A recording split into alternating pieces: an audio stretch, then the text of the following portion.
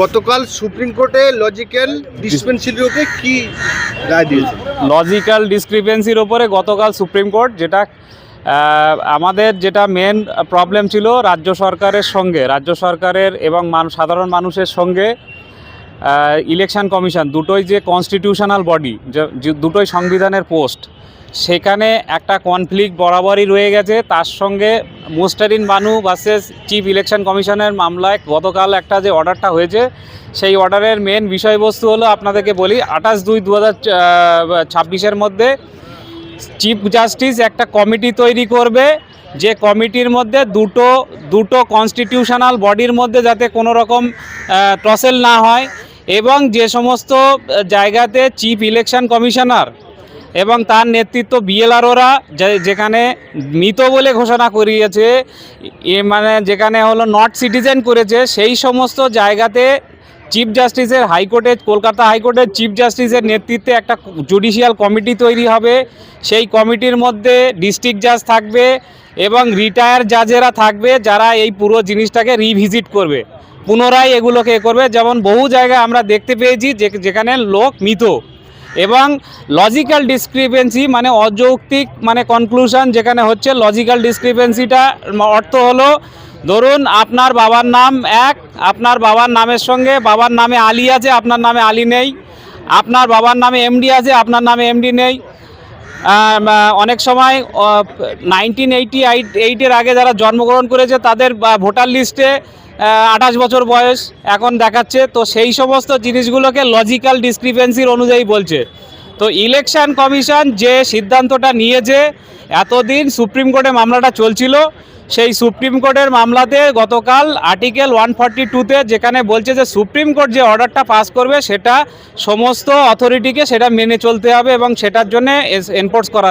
মূলত কালকের অর্ডারের 3টে পার্ট। একটা হলো চিফ জাস্টিসের নেতৃত্বে একটা জুডিশিয়াল কমিটি তৈরি হবে between the state of West Bengal two election commission of India. তাদের মধ্যে যে ফেথ নেই সেটার একটা কমিটি স্ক্রুটিনি করবে। ইলেকশন কমিশন যাদেরকে নন সিটিজেন করে রেখেছে এবং যাদেরকে মৃত বলে ঘোষণা করছে, সেই সমস্ত বুথগুলোতে জুডিশিয়াল মেম্বাররা স্ক্রুটিনি করবে, এবং যদি সেগুলো সঠিকভাবে না হয় তাহলে চিফ জাস্টিসের কাছে সেটা পিটিশন আকারে করা যেতে পারে।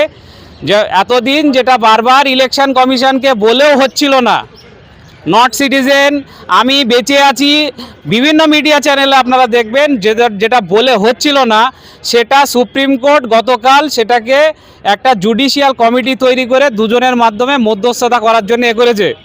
এবং 28/2/2023, তাই তো 28/2/2026 তারিখের মধ্যে সমস্ত ডিজি, ডিআইজি, এডিজে সমস্ত সবাইদের মধ্যে একটা আলোচনায় বসবে, এবং গত মাসের 10 তারিখে ম্যাটারটা শোনা হবে। নেক্সট মাসের মানে মার্চের 10 তারিখে শুনানি হবে।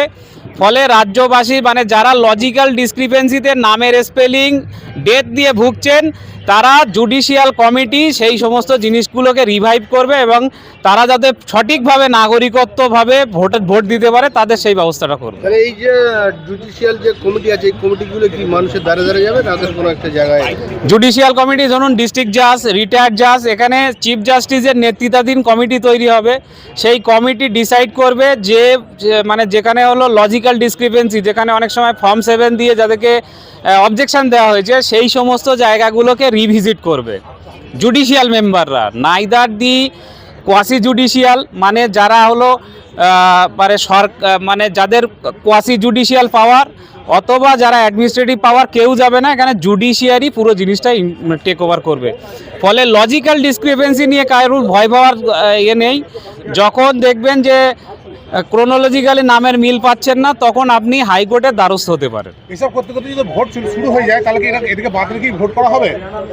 এসব চলতে ভোট এলে সেটা লাস্ট নির্বাচন কমিশন যে ফাইনাল লিস্টটা পাবলিশ করবে, সেই লিস্ট অনুযায়ী এটা হবে। মানে এরা বাদ থেকে যেতে পারে, সেটা ভবিষ্যতের বিষয়। আগে 28 তারিখে লিস্টটা বেরোক, তারপর